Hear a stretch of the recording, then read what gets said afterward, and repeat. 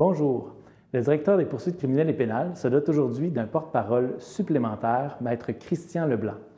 Pourquoi un deuxième porte-parole? C'est pour mieux répondre aux demandes des médias, de plus en plus nombreuses.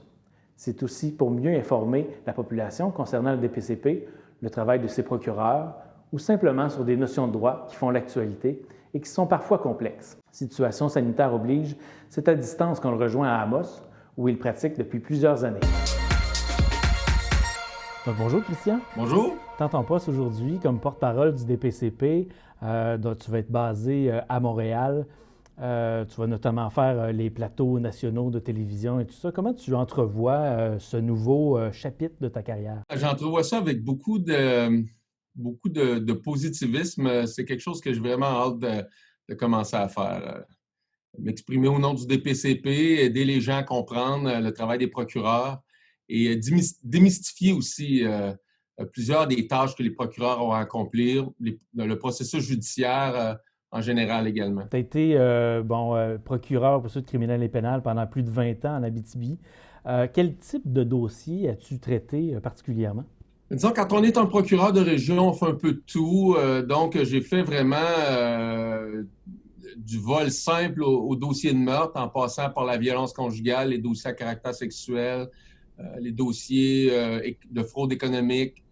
Donc, on fait vraiment un peu de tout, la conduite automobile, l'état d'ébriété. J'ai plaidé devant la Cour du Québec, devant la Cour supérieure, j'ai plaidé devant la Cour d'appel. Mais quand on est un procureur de région, vraiment, on est un peu généraliste, on doit se maintenir à jour dans pas mal tous les domaines. Et comme moi, j'étais plus particulièrement rattaché à l'équipe de la Cour itinérante, j'ai particulièrement exercé dans le Grand Nord du Québec, là, auprès des communautés autochtones qui se trouvent dans les territoires nordiques. La Cour itinérante, tu l'as fait pendant plusieurs années quand même, hein? J'ai fait ça pendant toute ma carrière, là, à l'exception des 2 périodes où j'ai fait autre chose, là, à l'Association des procureurs et à la Commission Vient. Mais mon travail de procureur de terrain s'est fait, je dirais, à 80% dans le nord du Québec. Au tout début de ta carrière, qu'est-ce qui t'a amené à la profession de procureur aux poursuites criminelles et pénales? J'ai fait un peu de défense au début. J'ai aimé ce travail-là aussi. C'est une tâche qui est différente. Je pense que c'est important pour que le système de justice fonctionne, qu'il y ait des gens qui représentent les accusés, qu'il y ait des gens qui représentent la société en général. Personnellement, je me trouvais plus confortable dans le rôle du procureur, donc qui défend les intérêts supérieurs de la société. Évidemment, le procureur n'est pas l'avocat de la police, n'est pas l'avocat des victimes non plus. Mais évidemment, les policiers sont nos principaux collaborateurs, les victimes sont souvent nos témoins les plus importants. Mais on représente l'intérêt supérieur de la justice et de la société. Alors, je trouvais ce rôle-là, je trouvais que ça m'allait mieux. Et après environ 2 ans de défense, je suis devenu procureur aux poursuites criminelles et pénales. Et j'ai fait ça toute ma carrière. Ça fait maintenant 23 ans que je suis procureur. Tu l'as dit tout à l'heure, tu as touché à plusieurs dossiers, plusieurs types de dossiers. Est-ce qu'il y en a un particulier, un type de dossier pour lequel tu te sens une expertise particulière? Tout au long de ma carrière, compte tenu de mes affectations auprès de la Cour itinérante, du fait que j'ai exercé beaucoup dans le Grand Nord, j'ai vécu dans le Grand Nord, j'ai été le premier procureur à résider à Coudjouac lorsque le DPCP a ouvert un bureau là-bas. Et je dirais aussi l'expertise que je suis allé chercher avec la commission d'enquête sur les relations entre les Autochtones et certains services publics, là, la commission Vient.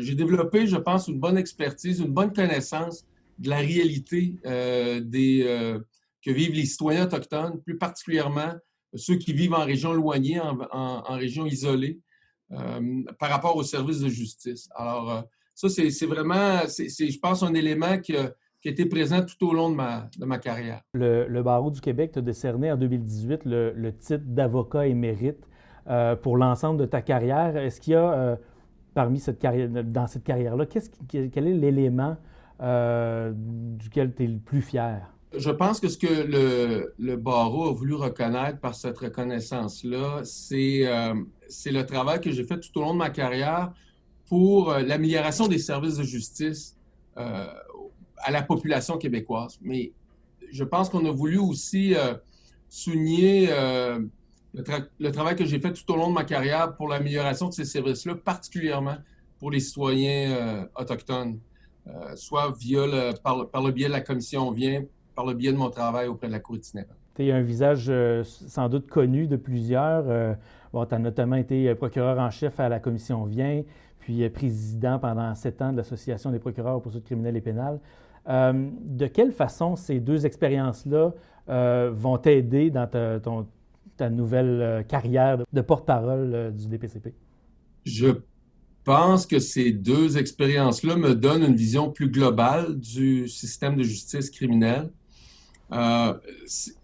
Ce sont deux expériences aussi qui m'ont fait réaliser de manière encore plus précise l'importance que le Québec, que les Québécois aient accès à une justice de qualité, une justice de proximité, une justice qui est à la fois plus humaine et efficace aussi.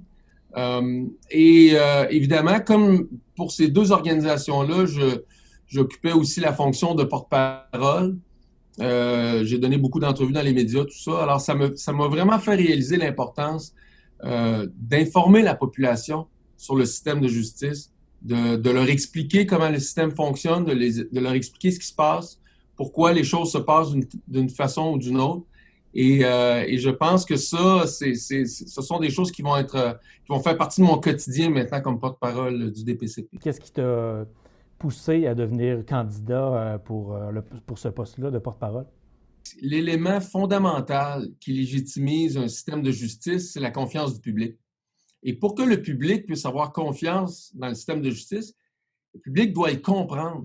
Alors, je pense que les organisations comme la nôtre, comme le DPCP, je pense qu'on a une responsabilité d'informer le public, d'expliquer les choses, d'expliquer les décisions qui sont prises ou, à tout le moins, le contexte juridique, les procédures, le fardeau de preuve et toutes ces notions juridiques-là pour que les gens puissent se faire leur propre idée quant au système de justice. Et c'est de là que va venir la confiance. Alors moi, j'ai le goût de participer à ça. Si, en tant que porte-parole, tu n'avais qu'un message à porter, à livrer à la population, ce serait quoi? Je dirais aux gens, aux citoyens du Québec, que les procureurs poursuites criminelles et pénales sont des avocats, des avocates qui ont un travail qui est difficile à faire parfois, mais au quotidien, ce sont des gens qui font ce travail-là avec beaucoup de professionnalisme et de dévouement. Ce sont des gens qui sont très humains et qui sont particulièrement préoccupés du sort des victimes. Alors, ce serait peut-être mon message à la population du Québec. Maître Christian Leblanc, procureur poursuites criminelles et pénales et maintenant porte-parole du DPCP. Merci beaucoup. Merci à toi. Au revoir. Plaisir.